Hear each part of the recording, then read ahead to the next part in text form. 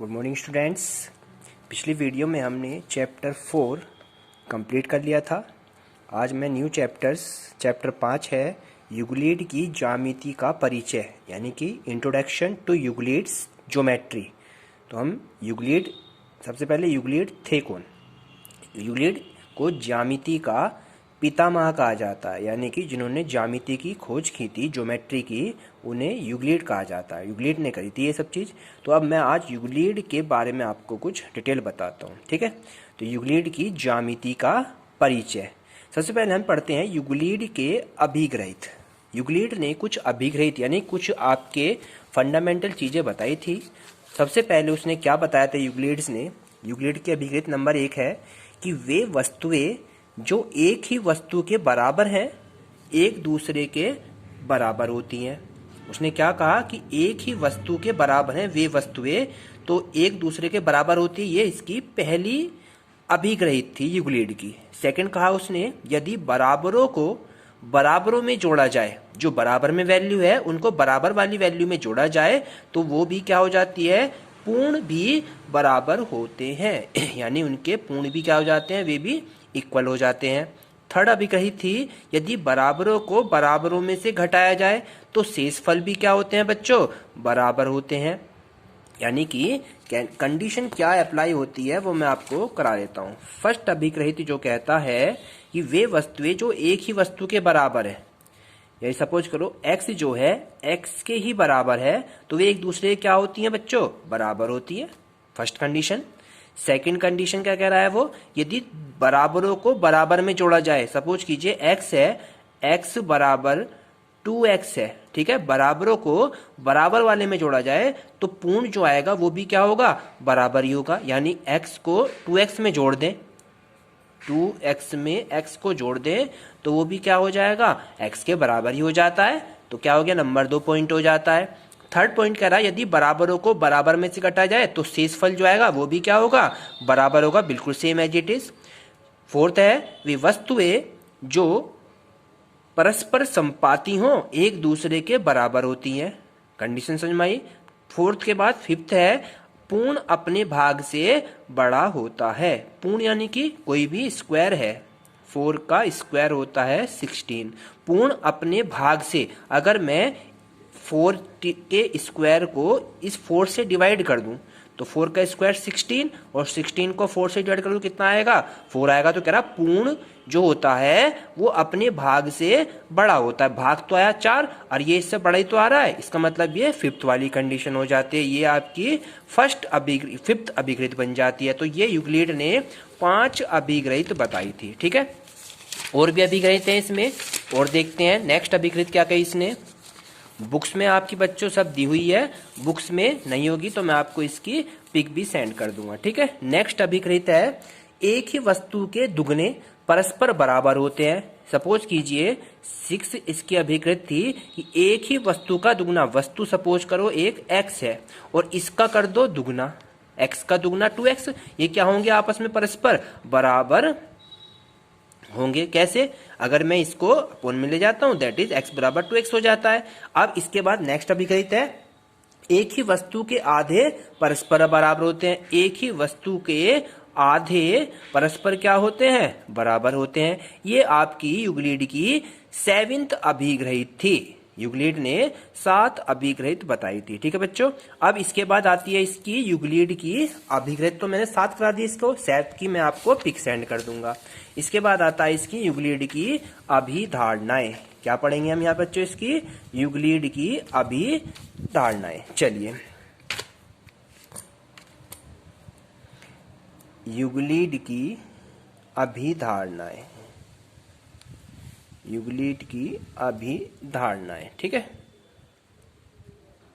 अभिधारणाएं, Euclid ने 5 अभिधारणाएं बताई थी हमें, ठीक है। फर्स्ट अभिधारणा क्या है कि एक ही बिंदु से एक अन्य बिंदु तक एक सीधी रेखा खींची जा सकती है। फर्स्ट अभिधारणा क्या बताई थी कि एक बिंदु से एक अन्य बिंदु तक एक सीधी रेखा खींची जा सकती है। ये यूक्लिड की फर्स्ट अभिधारणा थी। सेकंड अभिधारणा क्या कही यूक्लिड ने? सेकंड अभिधारणा देखते हैं। ठीक है, उसने क्या कहा सेकंड में, एक मिनट। सेकंड थी आपकी, एक शांत रेखा को अनिश्चित रूप से बढ़ाया जा सकता है। बिल्कुल सेम, एक हमारी जो नंबर लाइन होती है उस शांत रेखा को अनिश्चित रूप से कहीं तक भी हम उसे बढ़ा सकते हैं। ये हो गई आपकी सेकंड अभिधारणा।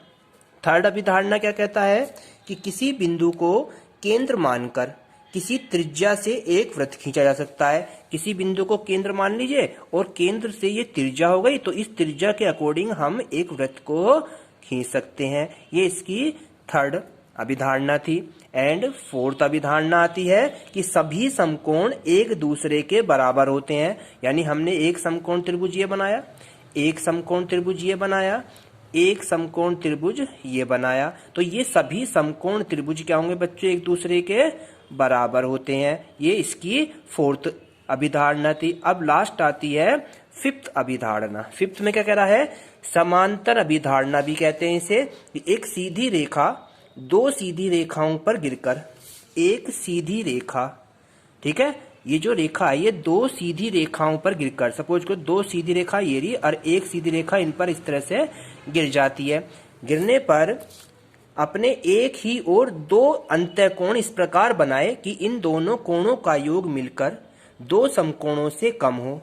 दो समकोण का मतलब क्या होता है, दो समकोण होते हैं 90 प्लस 90, यानी कि 180 से कम आए गिरने के बाद इन दोनों का योगफल, तो दो समकोणों से कम हो तो वे दोनों सीधी रेखाएं अनिश्चित रूप से बढ़ाए जाने पर उसी ओर मिलती है जिस ओर यह योग दो समकोणों से कम होता है। तो ये 5 इसकी अभिधारणाएं थी। इन अभिधारणाओं की मैं आपको पिक भी सेंड करूंगा। ठीक है, तो अब इसके बाद यूक्लिड के एक्सरसाइज पे हम लेकर चलते हैं। तो एक्सरसाइज आपकी फर्स्ट क्वेश्चन देखते हैं यूक्लिड का। चलिए फर्स्ट क्वेश्चन, यूक्लिड का फर्स्ट क्वेश्चन कह रहा है निम्नलिखित कथनों में से कौन से कथन सत्य हैं और कौन से कथन असत्य हैं। सत्य और असत्य बताने हैं फर्स्ट क्वेश्चन में। तो फर्स्ट तो आप इसमें देख लीजिए बुक्स में। ठीक है बच्चों, कह रहा एक बिंदु से होकर केवल एक ही रेखा खींची जा सकती है। तो एक ही बिंदु से केवल एक ही रेखा नहीं खींची जा सकती, असंख्य रेखा खींची जा सकती है। इसलिए क्या हो गया बच्चों, ये क्रॉस हो गया, क्योंकि एक ही बिंदु से होकर केवल असंख्य रेखाएं खींची जा सकती हैं, इसलिए क्या है ये असत्य हो गया।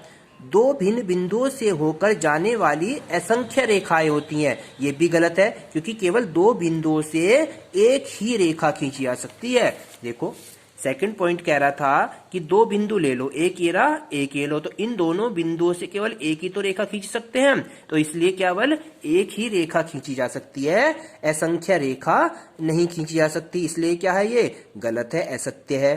थर्ड कह रहा है एक शांत रेखा दोनों ओर अनिश्चित रूप से बढ़ाई जा सकती है, बिल्कुल ठीक है, सत्य है एकदम। थर्ड पॉइंट कह रहा है इसका, थर्ड एक शांत रेखा है ये रही, ठीक है, इसको इधर भी कितना ही बढ़ा सकते हैं और इसको इधर भी कितना ही बढ़ा सकते हैं, तो ये क्या हो गया आपके पास, बिल्कुल सत्य हो गया, ये राइट हो जाती है। फोर्थ है यदि दो वृत्त बराबर हैं तो उनकी त्रिज्याएं बराबर होती हैं, तो ये कथन बिल्कुल सत्य हो गया। दो वृत्त आपस में बराबर हैं तो उनकी त्रिज्याएं भी क्या होंगी, बराबर होंगी। एक वृत्त ये रहा, एक वृत्त ये रहा, इसकी भी रेडियस यहाँ से यहाँ तक सेम और इसकी रेडियस भी यहाँ से यहाँ तक सेम, तो R इसकी R1 इसकी R2, तो दोनों क्या होंगी आपस में बराबर होंगी। ये भी आपका क्या हो गया, सत्य कथन हो गया बच्चों। ठीक है, चलिए नेक्स्ट देखते हैं, पांचवा पार्ट है इसका। यदि दी गई आकृति, जो ये आकृति दे रखी है, इसमें AB बराबर PQ है और PQ बराबर XY है, तो AB बराबर XY होगा, बिल्कुल होगा। क्यों होगा बच्चों यहाँ पे ये, क्योंकि यूक्लिड थ्योरम कहती है कि अगर AB बराबर PQ और PQ बराबर XY है तो AB हमेशा XY के क्या होगा, बराबर होगा। यूक्लिड की प्रथम अभिग्रहित है। यूक्लिड की प्रथम अभिग्रहित क्या पढ़ी थी हमने, यूक्लिड की प्रथम अभिग्रहित पढ़ी थी कि वे वस्तुएं जो एक ही वस्तु के बराबर हैं तो एक दूसरे के क्या होती हैं, वे बराबर होती हैं। तो यही तो कह रहा है ये, अगर ये इसके बराबर है तो ये भी क्या होगी, इसके बराबर होगी। तो ये कथन क्या हो गया आपका, लास्ट वाला भी सत्य हो जाता है। इसके पांचों पॉइंट हो गए आपके। नेक्स्ट क्वेश्चन देखते हैं। अब कुछ डेफिनेशन देनी है आपको। डेफिनेशन कैसे देंगे वो देखते हैं। फर्स्ट डेफिनेशन है सेकंड क्वेश्चन, निम्नलिखित पदों में से प्रत्येक की परिभाषा दीजिए। क्या इनके लिए कुछ ऐसे पद हैं जिन्हें परिभाषित करने की आवश्यकता है? क्या वे क्या हैं और आप इन्हें कैसे परिभाषित करेंगे? पहला आता है समांतर रेखाएं। क्या आता है बच्चों? पहले समांतर रेखाएं। समांतर रेखाएं क्या होती हैं बच्चों? मैं इसमें लिख देता हूं, आपको पिक इसकी सेंड कर दूंगा, ठीक है। समांतर रेखाएं दो सरल रेखाएं जिनमें कोई भी उभयनिष्ठ बिंदु नहीं होता। उभयनिष्ठ कहते हैं कॉमन। दो सरल रेखाएं जिनमें कोई भी उभयनिष्ठ बिंदु नहीं होता है, एक दूसरे क्या होती हैं बच्चों?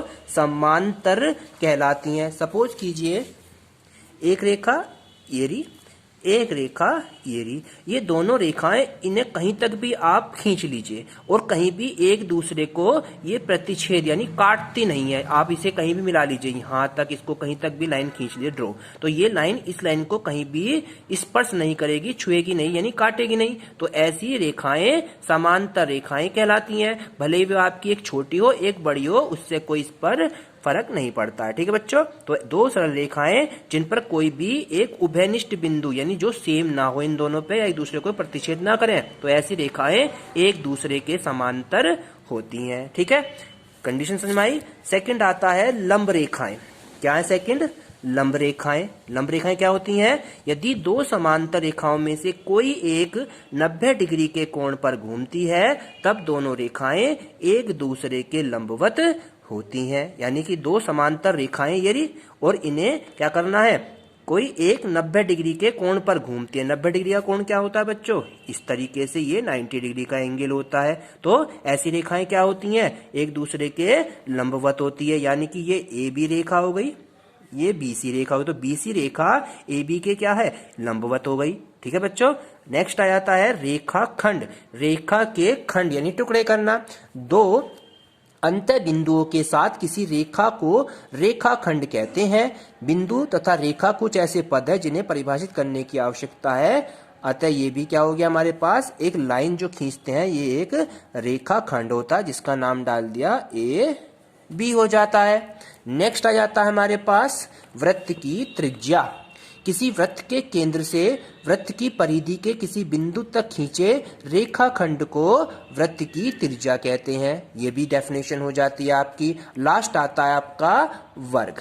वर्ग वह क्षेत्र या प्रदेश है जो समान लंबाई के चार रेखाखंडों से घिरा होता है, जिसकी चारों भुजाएं बराबर होती हैं तथा प्रत्येक दो किनारों के बीच का कोण 90 डिग्री का होता है। तो ये आपके पांचों डेफिनेशन कंप्लीट हो जाती है, ठीक है बच्चों। कल मैं आपको इसका थर्ड क्वेश्चन है, फोर्थ क्वेश्चन है और फिफ्थ क्वेश्चन है, 6 क्वेश्चन तक इसमें है, क्वेश्चन 7 तक।